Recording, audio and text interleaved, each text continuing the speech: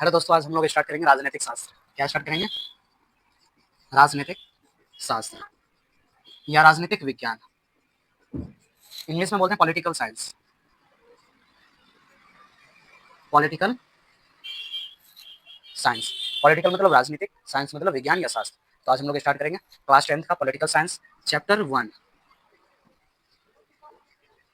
लोकतंत्र में सत्ता की साझेदारी। लोकतंत्र में सत्ता की साझेदारी या भागीदारी, दोनों एक ही बात है। तो सबसे पहले हम लोग समझेंगे लोकतंत्र क्या है। तो लोकतंत्र क्या है? लोकतंत्र का सबसे अच्छा परिभाषा दिए थे अब्राहम लिंकन। अब्राहम लिंकन ये कौन थे? अमेरिका के 16वें राष्ट्रपति। अमेरिका के 16वें राष्ट्रपति। इन्होंने बताया था कि लोकतंत्र जनता के लिए जनता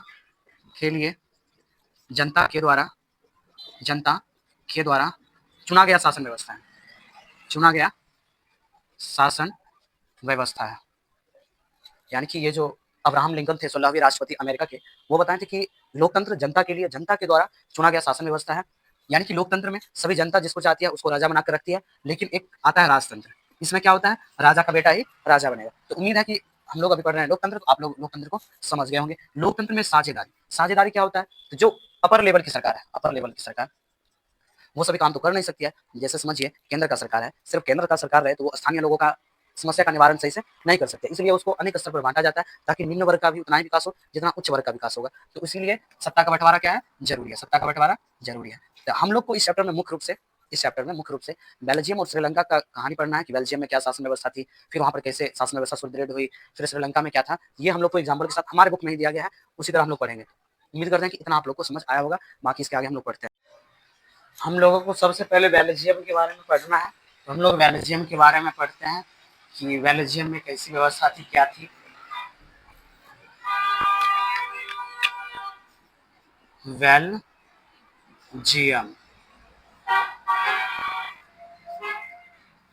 बेल्जियम बेल्जियम है किस महादेश में?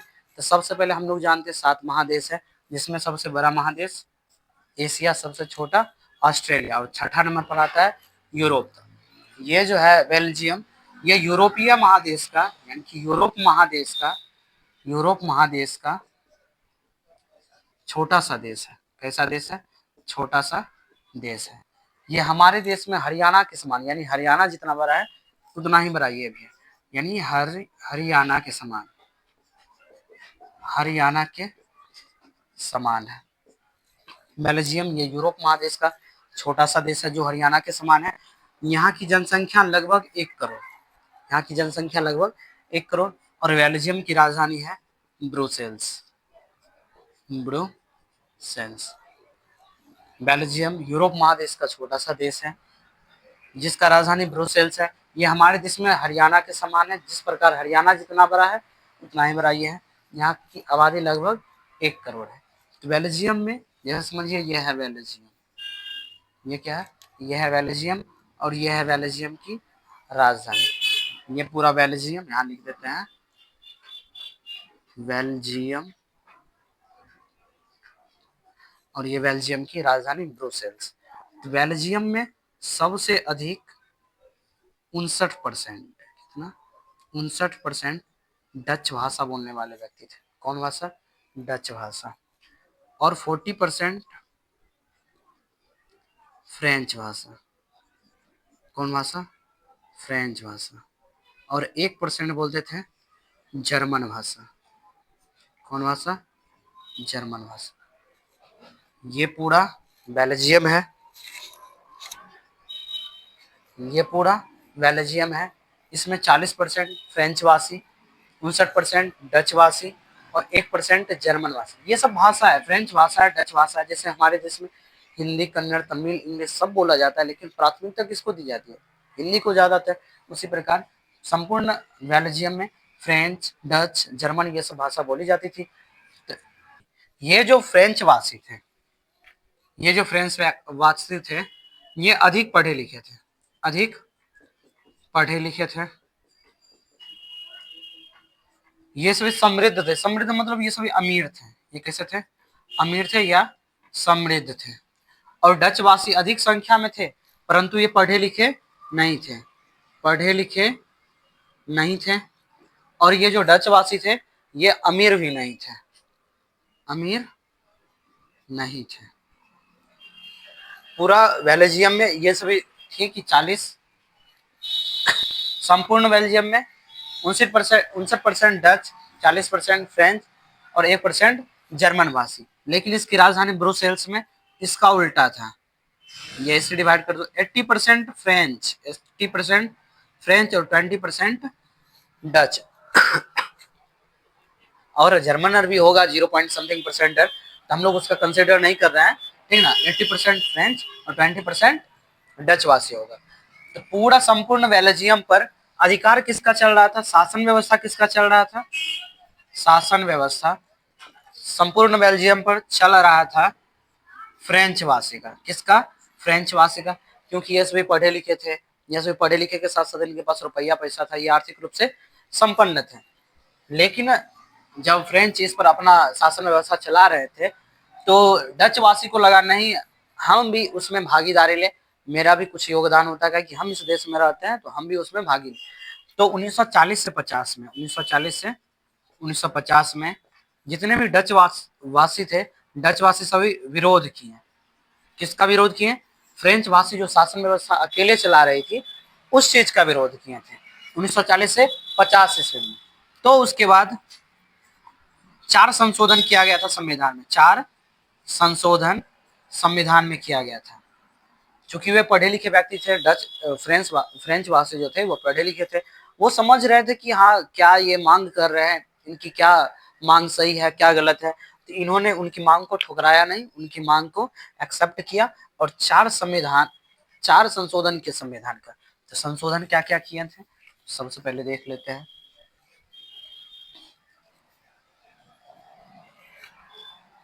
सबसे पहला था कि केंद्र में दोनों की भागीदारी होगी। दोनों मतलब कौन, डच और फ्रेंच, ठीक, दोनों भाषा की व्यक्तियों की भागीदारी होगी। और इसका जो राजधानी है, राजधानी में भी जनसंख्या चाहे अधिक है फिर भी राजधानी में भी दोनों का भागीदारी होगा। राज्य स्तर का सरकार बनेगा, एक राज्य स्तर का सरकार होगा। और चौथा था कि सामुदायिक स्तर पर सरकार होगी, सामुदायिक स्तर पर सरकार होगी। तो जब डच वासी इसका विरोध किए तो बेल्जियम के जो उस समय शासक थे, जो फ्रेंच वासी थे, उन्होंने अपना बेल्जियम मॉडल लाए थे। क्या लाए थे, बेल्जियम मॉडल। तो बेल्जियम मॉडल जो लाए थे वही बेल्जियम मॉडल में था कि केंद्र में भी दोनों की भागीदारी होगी, राजधानी में भी दोनों की भागीदारी होगी, राज्य स्तर पर भी सरकार होगा और सामुदायिक स्तर पर भी सरकार होगा। सामुदायिक स्तर मतलब जो स्थानीय सरकार जिसको हम लोग बोलते हैं, स्थानीय मुखिया सरपंच वाला सरकार, तो वैसा भी सरकार हो।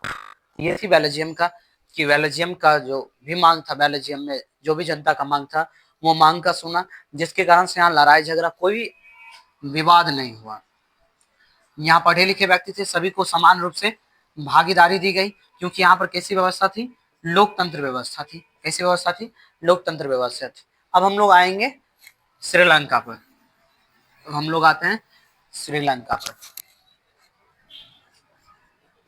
श्रीलंका ये है कहाँ में, श्रीलंका कहाँ में, तो ये भारत जो है, भारत के नीचे लटका हुआ भाग है श्रीलंका।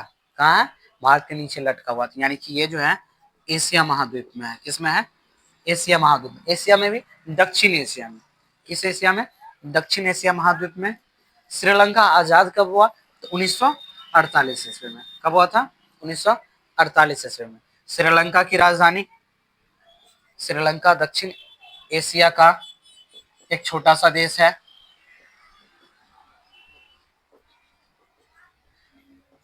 जो 1948 ईस्वी में आजाद हुआ था, हम लोग कब हुए थे, 47 में, और श्रीलंका 48 में। इसकी राजधानी पहले थी कोलंबिया, श्रीलंका की राजधानी कोलंबिया, परंतु अब इसका राजधानी चेंज कर दिया गया, श्री जयवर्धन पोटे, श्री जयवर्धन पोटे। श्रीलंका जो एशिया महाद्वीप का एक छोटा सा देश है, जो 1948 ईस्वी में आजाद हुआ था, उसकी राजधानी कोलंबिया थी, परंतु अब उस राजधानी को श्री जयवर्धन प्रोटेक्ट कर दिया गया। कोलंबिया अब उसका द्वितीय राजधानी बन गया। क्या बन गया? द्वितीय राजधानी बन गया। यहां भी समझते हैं हम लोग डायग्राम की मदद से कि ये पूरा क्या है? श्रीलंका है। ये पूरा क्या है? श्रीलंका है। श्रीलंका में दो भाषा सबसे अधिक बोली जाती थी। सबसे पहला सिहली,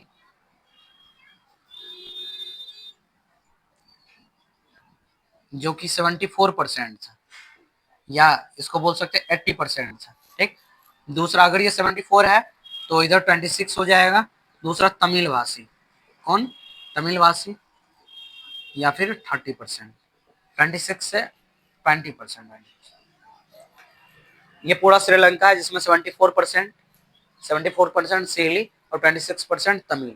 यहाँ जो विधि व्यवस्था थी, यहाँ भी सिहली का ही शासन व्यवस्था चलता था। किस भाषा वाले व्यक्ति का? सिहली का।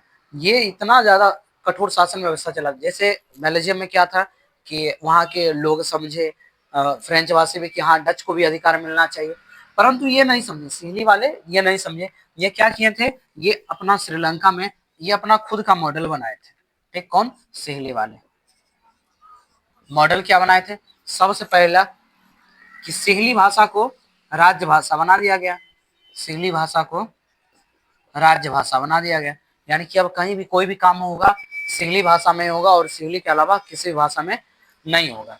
दूसरा, सिहली लोग जो थे ये सभी बौद्ध धर्म को मानते थे। किस धर्म को? बौद्ध धर्म को। ये बौद्ध धर्म को मानते थे, तो बौद्ध धर्म को वहां पर जरूरी कर दे कि जो भी यहाँ रहेगा वो बौद्ध धर्म ही रहेगा और बौद्ध धर्म वाला ही यहाँ पर अधिकार करेगा। बौद्ध धर्म वाला ही यहाँ पर अधिकार करेगा। तीसरा, कोई भी व्यवस्था हो या कहीं भी हो, स्कूल कॉलेज या कोई नौकरी हो, उसमें सिहली भाषा को प्राथमिकता दी जाएगी। सिहली भाषी को प्राथमिकता दी जाएगी। तो ये सभी से नाराज हो गए कि सिहली को ही सब कुछ मिल रहा है, लेकिन हम भी 20% में है, हमको भी कुछ मिलना चाहिए। तो इन सभी के खिलाफ जो भी तमिल भाषी थे, जो भी तमिल भाषा बोलते थे, वो 2009 ईस्वी में, कब? 2009 ईस्वी में लिट्टे लिट्टी नहीं बोल दीजिएगा, लिट्टे, इसका पूरा नाम होता है लिबरलाइजेशन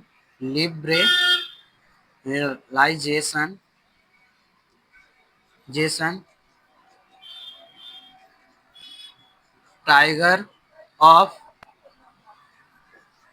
तमिल इलम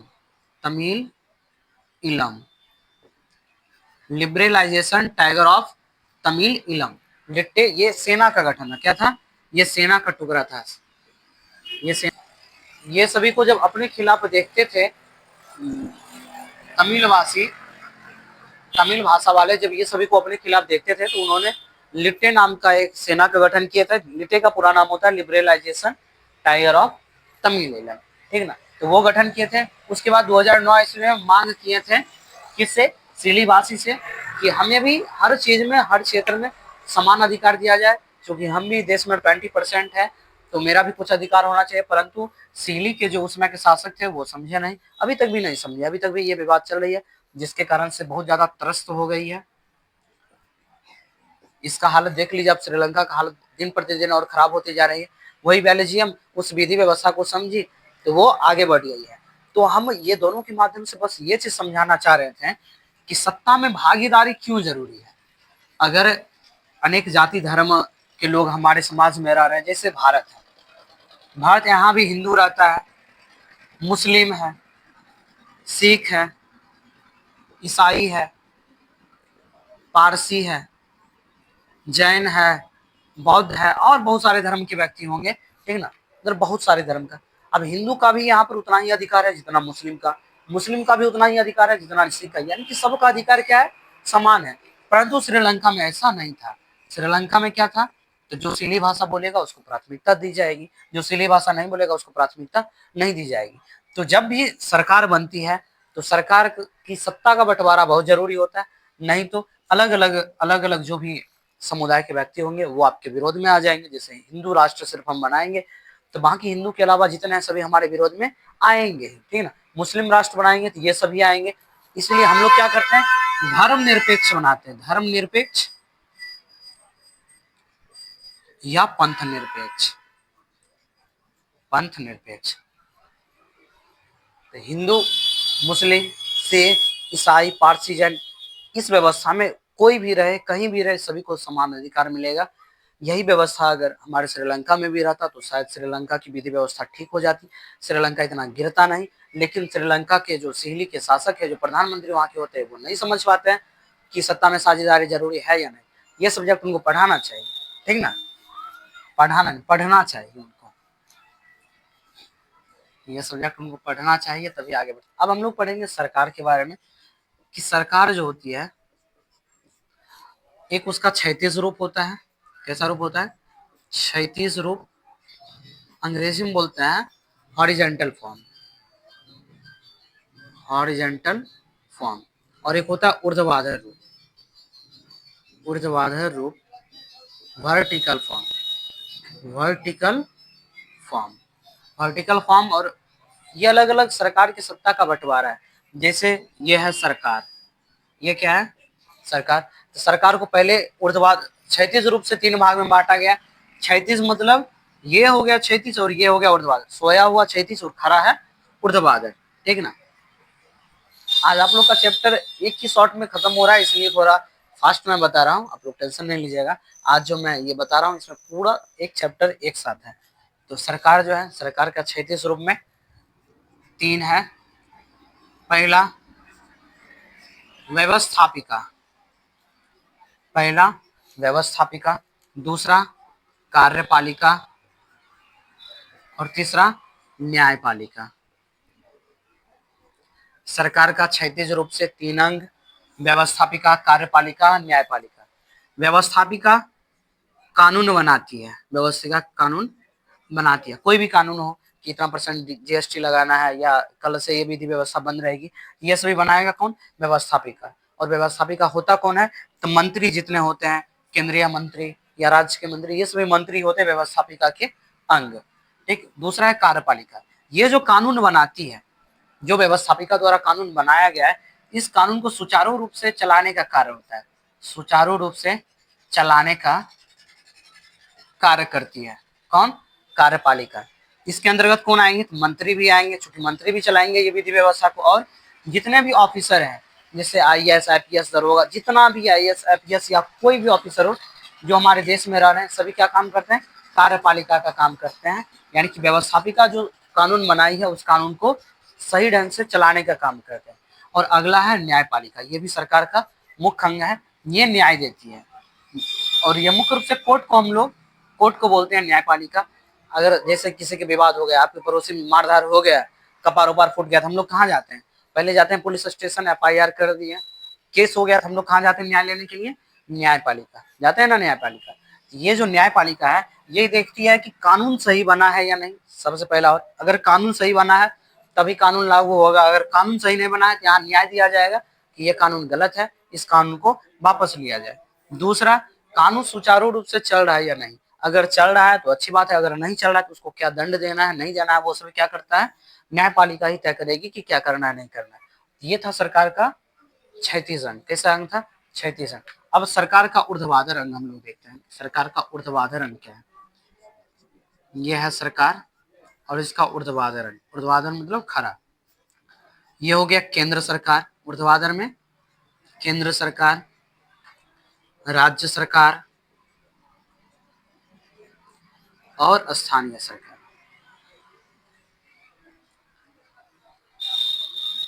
आप ही बताइए, अगर स्थानीय सरकार, राज्य सरकार नहीं होते, हमारे घर के आसपास मान लीजिए नाला बनवाना है, तो क्या तुरंत आवेदन केंद्र सरकार को देते?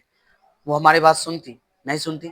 इसलिए क्या किया गया? सरकार को 3 अंगों में बांटा गया, केंद्र सरकार, राज्य सरकार और स्थानीय सरकार। स्थानीय स्तर पर जो सरकार है, जैसे मुखिया, सरपंच, ठीक ना, ये कौन है?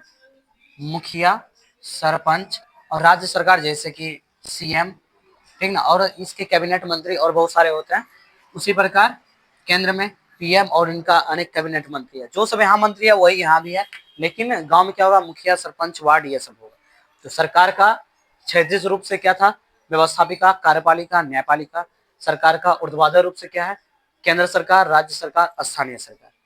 तो व्यवस्थापिका का काम होता है कानून बनाना, कार्यपालिका कानून चलाती है जो बन गया है, न्यायपालिका ये कानून सही ढंग से चल रहा है या नहीं, ये कानून सही या नहीं वो तय करता है। और साथ ही साथ अगर न्यायपालिका जो है, अगर कोई व्यक्ति कुछ इस कानून का उल्लंघन करता है तो उसको न्याय करती है, मीन्स जो दंड होता है वो दंड देती है। तो ये सरकार का ये रूप है। अब हम लोग आगे बढ़ते हैं। अगर आप लोगों को अच्छा लग रहा है तो आप लोग चैनल को लाइक कीजिए, सब्सक्राइब कीजिए और अधिक से अधिक शेयर कीजिए। बार बार हमें ये बोलना नहीं पड़े, आप लोग करते रहिए ताकि मेरा भी मनोबल बढ़ा रहे। तो देखिए, सूची होता है। सूची क्या होता है कि जो भी विधि व्यवस्था है, कौन सरकार बनाएगी नहीं बनाएगी, तो ये भी सूची 3 प्रकार का होता है। एक होता है संघ सूची, दूसरा होता है राज्य सूची, तीसरा होता है समवर्ती सूची। कितना सूची होता है? 3। संघ, राज्य, समवर्ती। संघ, राज्य, समवर्ती। संघ सूची कौन बनाता है? केंद्र सरकार। केंद्र सरकार जितना कानून व्यवस्था बनाएगा, जितना भी कानून व्यवस्था किस सूची के अंतर्गत आएगा? केंद्र सूची। किस सूची? केंद्र सूची। राज्य सरकार अगर कोई विधि व्यवस्था को बना रही है तो वो कौन सी सूची में आएगा? राज्य सूची में। अगर दोनों मिलकर जिस विधि व्यवस्था को बना रहे हैं, कुछ ऐसा भी कानून होता है जो दोनों मिलकर बनाते हैं, वो आते हैं समवर्ती में। जैसे मान लीजिए रेल किस में आएगा? संघ सूची में। स्वास्थ्य संघ सूची में, ठीक है ना। रक्षा मंत्रालय जो हमारे देश के बाहर की रक्षा होती है बीएसएफ के द्वारा, आर्मी के द्वारा, ये कौन करेगा? ये सब विधि व्यवस्था कौन बनाएगा? केंद्र सरकार। राज्य में राज्य की सरकार देखेगी हमारी व्यवस्था को, जैसे बिहार पुलिस, इस पर किसका अधिकार होगा? राज्य की सरकार का। बिहार का शिक्षा व्यवस्था, राज्य की सरकार का। और दोनों मिलाकर ऐसा कानून बना, जैसे कृषि पर कौन कानून बनाएगा? केंद्र सरकार भी और राज्य सरकार भी। स्वास्थ्य पर कौन कानून बनाएगा?